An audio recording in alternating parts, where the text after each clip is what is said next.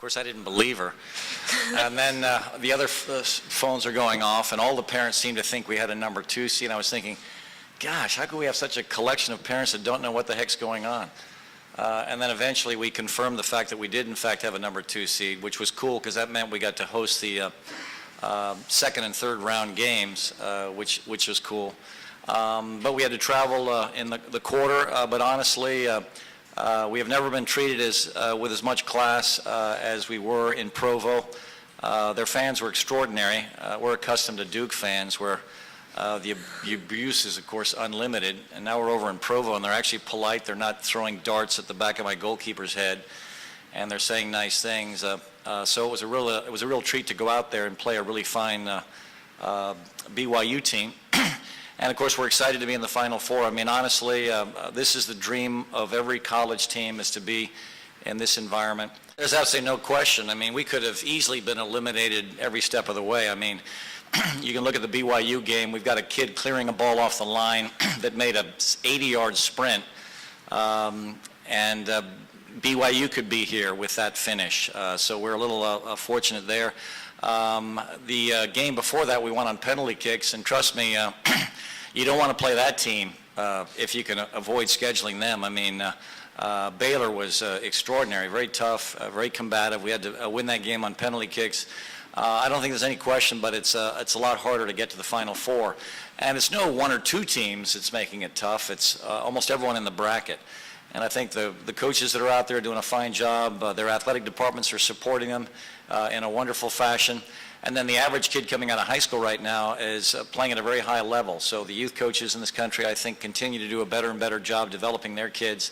I can remember 15, 20 years ago, you'd find a team outside the top 20 in the RPI, and there wouldn't be a starter on their lineup that would be a part of a team that we would have. And now I can look at teams in the top 75 to 80 to 90 RPI, and there are 2 or 3 kids in that roster that would start for me. And so there's so many quality kids out there and excellent coaches and programs. It's becoming much more challenging now to get to this far. Obviously it was a challenge, but they're such great players. It didn't take very long for either of these 2 or Summer Green or Brianne Heberlin to be reincorporated into our team. Yes, it was a challenge. We play such a hard schedule in the beginning out of conference, and then begin the ACC. We were missing Summer. But they're such hard workers, and they just love the game, and they were very easily and very eager to come back to our team and be reincorporated with us. Yeah, I mean, there's such a great tradition with the school that I think that any girl who wanted to come to the school had in their mind that they wanted to win a national championship.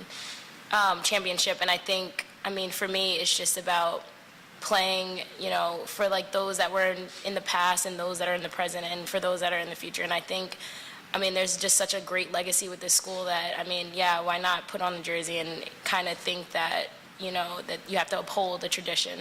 Well, I love Addie Gay. I mean, here's a kid, she's attending Yale University, and I don't know, something inside her told her she wanted to come to North Carolina. So obviously we have a lot of people that are interested in coming, like a lot of programs. And I don't know if she emailed us or wrote us.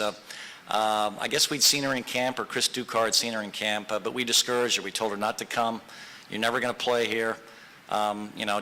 Please don't come. Well, she had the grace to get in without my help, so she completely disobeyed me. She came anyway.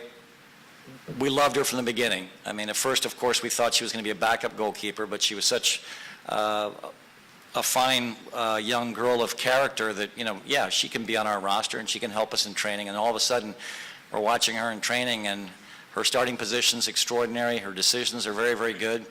And all of a sudden, this kid that basically walked onto us is beating youth national team goalkeepers and is also beating out a world champion, and a recent world champion at that. And I couldn't be prouder. I mean, this humble kid, came anyway, just worked hard, and I mean, it's one of these testaments to, basically getting it done. And she didn't whine or complain with her initial role, which was obviously as a reserve. And then when the door opened for her, she went charging through it, and she's also one of the reasons we're here. I think what separates her is her starting position. She knows exactly where to position herself. She comes out well. She drops back well. She's also a very good leader in the back.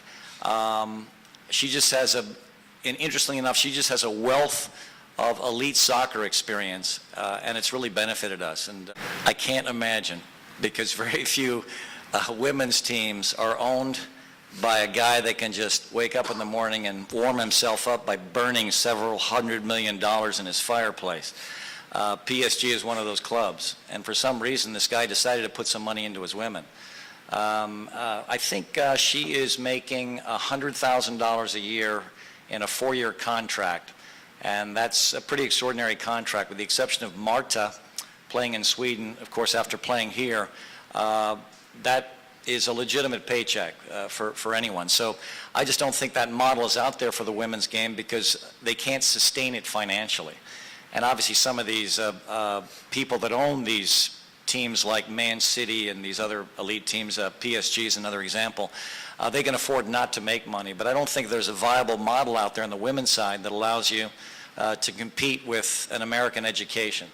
So I think this is sort of just a very rare circumstance, and I don't think that's going to be an issue for most of us that coach collegiately.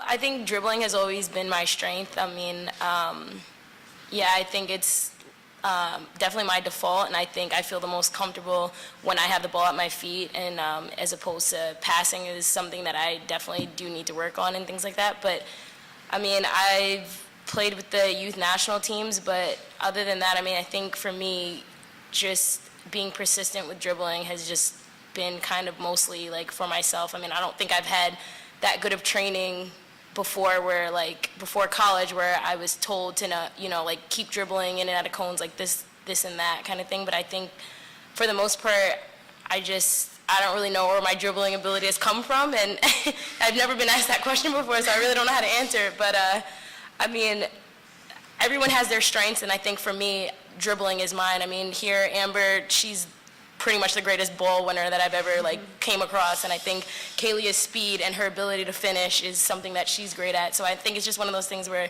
we all have just strengths, and my strength is definitely dribbling. Absolutely. I mean, you really miss it if you're not here. This is the final party. And obviously, if you get here and you're knocked out here early, there's still a wonderful sense of satisfaction. So yeah, you want to be here with all the other teams that have fought their way to this level for all the right reasons. I mean, first of all, this is a crowded, for us, a press conference. The attention to detail that's taken care of in this event is wonderful. The exposure that we get because of ESPN, and also what I've heard is extra cameras on the field. I mean, this has become an event that continues to sell the women's game in the most positive way. So you definitely want to come back here, and if you're not here, you feel left out. And so, yeah, this is coming back here is incredibly exciting for me, and trust me, it never gets old. I used to say this as long ago as 10, 15 years ago. The most nerve-wracking game for me is the quarterfinal, because you're so desperate to get back here. And that's still the case. That is, and I don't know how the other coaches feel and the other players on the other teams feel, but that game for me is always incredibly stressful, just because this is where you want to end up if you can at all arrange it. So. Yeah, it certainly doesn't get old. We've had a lot of fun. The other thing, just because our team, and I think like so many of the other teams, you're playing for your seniors and you want to be with them as long as possible. And so now this is the maximum amount of time I've been able to spend with an incredible collection of senior leaders, girls of great character. It's an extra week together. And even that, I think, is important, to spend as much time as you can, as long as you can, as a group.